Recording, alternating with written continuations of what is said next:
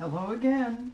I hope you're staying healthy and safe and content. I know it's hard right now, but we just keep on keeping on doing math. So I wanted to do problem 37 from section 3.7. Again, another optimization problem. It's a classic, another classic. You're given let's see, let me get the exact wording. A piece of wire 10 meters long is cut into two pieces. One piece is bent into a square and the other is bent into an equilateral triangle. How should the wire be cut so that the total area enclosed is a maximum, part A, a minimum, part B? Okay, this is classic. We've got a wire, it's 10 meters long. We're going to cut it somewhere, and we're going to use one part of it to make a square, another part of it to make an equilateral triangle, meaning every side is of the same length. Okay, so the first thing we've got to do is decide how to label things. So we want to maximize the area enclosed by these. We also want to see how we can get the minimize the area. So let's say let the equilateral triangle, the piece we make the equilateral triangle into, the piece we use to make the equilateral triangle of length x. And then, of course, the other piece has to be 10 minus x. And that piece we're going to use to make the square.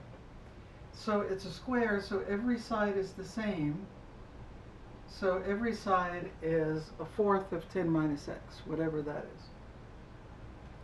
For this one, every side is the same, so every side is x over 3, a third of x. So we need the area enclosed. So the area of the square is easy, right? That's just 10 minus x over 4 squared. Uh-oh. The area of the equilateral triangle, you got to remember how to figure out the area of a triangle. Okay, so let's do that over here. So we have a triangle, x over 3. Each side is x over 3. So if you don't remember this, that's okay. Now you remember the area of a triangle is 1/2 the base times the height, where the height looks like this. Okay. And since this is an equilateral triangle, that height is going to cut this base in half. Half of x over 3 is x over 6. So we've gotten here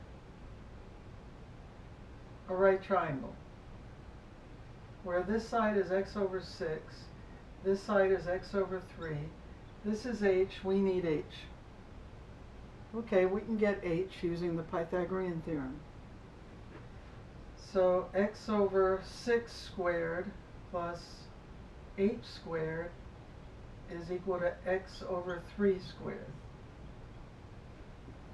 Okay, so x over 6 squared is x squared over 36 minus x squared over 9. Okay, now let me do that a little bit differently. Let's let the h squared stay over here and do x squared over 9, that's the x over 3 squared, minus the x over 6 squared, which is x squared over 36. Okay, wait a minute, now we need to get that, so if we multiply the top and the bottom of this by 4, we can get a common denominator, right? So we're going to get h squared equals 4x squared minus x squared is going to be 3x squared over 36, which 3 will go into 36 12 times, so we have x squared over 12. So that's h squared. So h must be x over the square root of 12. Let's just leave it like that. Okay, so now we know we can put in the area. The area is 1/2 the base, 1/2 the base, which is this, that's the whole base, x over 3. 1/2 the base times the height, which we just got as x over the square root of 12. Okay. We've got the function we're looking to maximize or minimize. Now notice they want us to find the maximum and the minimum. Well, we have that process we used. Over a closed interval, a continuous function is always going to have a maximum and a minimum. What's the closed interval here?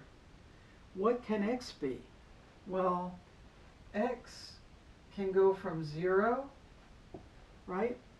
Maybe we could use none of it for the equilateral triangle and not actually cut it. Or x could be 10, right? And we could use everything for the equilateral triangle and nothing for the square. So we're looking at an interval, a closed interval of 0 to 10. Okay, so now let's simplify this a little bit. I'm not going to go too far. I'm going to leave this alone. And then over here I have x squared over 6 times the square root of 12. Okay. I'm not going to multiply this out because I can use the chain rule and get the derivative. We're going to want the derivative now, right? If you want, we could fix it. But why bother? We can get the derivative. A prime is going to be 2 times 10 minus x over 4. Decrease the exponent by 1. Multiply by the derivative of the inside. Okay, so the derivative of the inside, this is 10 over 4 minus 1/4 x. The derivative of that is going to be negative 1/4 plus 2 times x over 6 square root of 12. Okay, we need some room, so I'm going to take this off.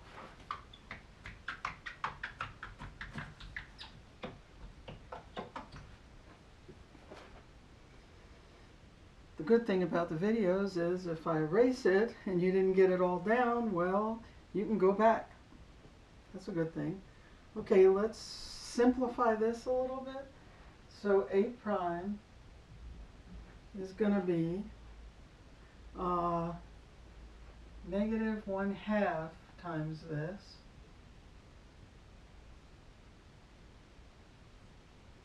plus x over 3 root 12, right? Okay, we need to set this to 0 and see where we have a horizontal tangent. So if this is 0, we'd have 1/2. Let's just, okay, 1/2 times that is going to be that over 8. So let's say 10 minus x over 8, put it on that side, equals x over 3 times the square root of 12, right? Okay, so we've got, let's multiply both sides by 8. And let's do the cross multiplication. No, there is really no such thing as cross multiplication. Let's multiply both sides by the denominators so we can get rid of them.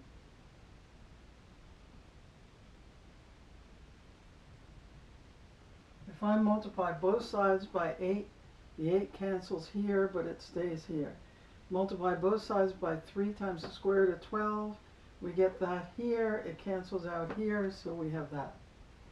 So now let's 30 times the square root of 12 minus 3 square root of 12 times x equals 8x, right?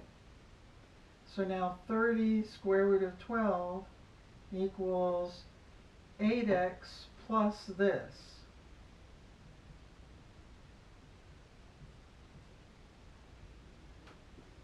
So what's my answer? My answer is x is equal to 30 times the square root of 12 over 8 plus 3 times the square root of 12.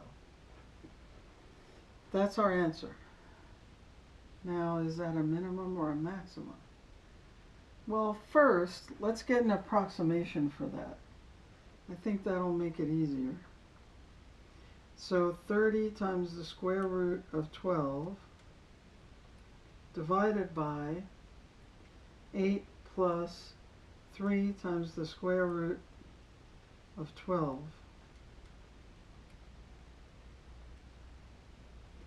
And we get about 5.65. So they're saying we cut off 5.65 for the equilateral triangle, and 10 minus 5.65, which would be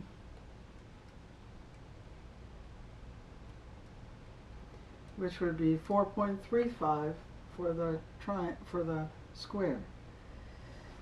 Okay, but wait a minute. We're trying to find the minimum and maximum on that interval. Well, that is inside that interval, right? So let me keep that. So we've got to do our routine that we did before on a closed interval. We got to figure out, whoops, I erased A. Let me put that back here.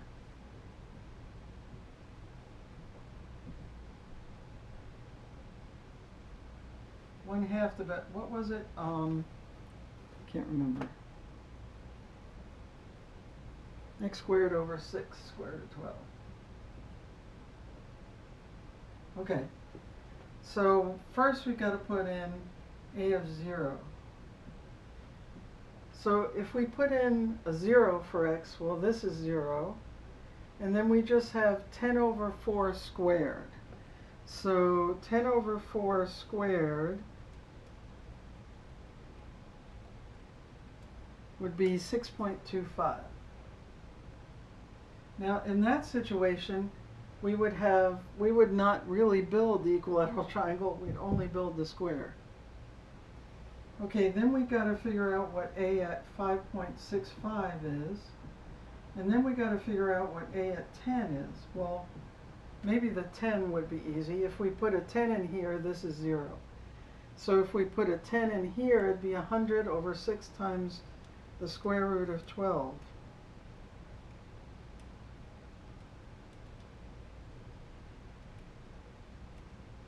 Which would be 4.81. So now when we put this one in here, let's see.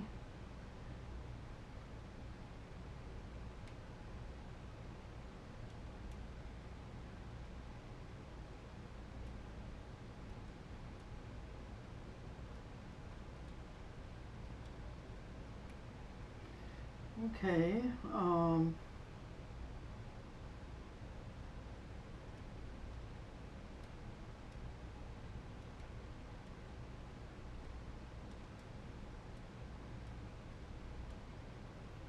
okay, and I'm going to put in 5.65, and I get 2.72. Okay, so this is our minimum area, and this is our maximum area. So the maximum enclosed area is when we don't use the equilateral triangle at all, we just use the square. Then we maximize the area at 6.25 square meters. So this represented a minimum.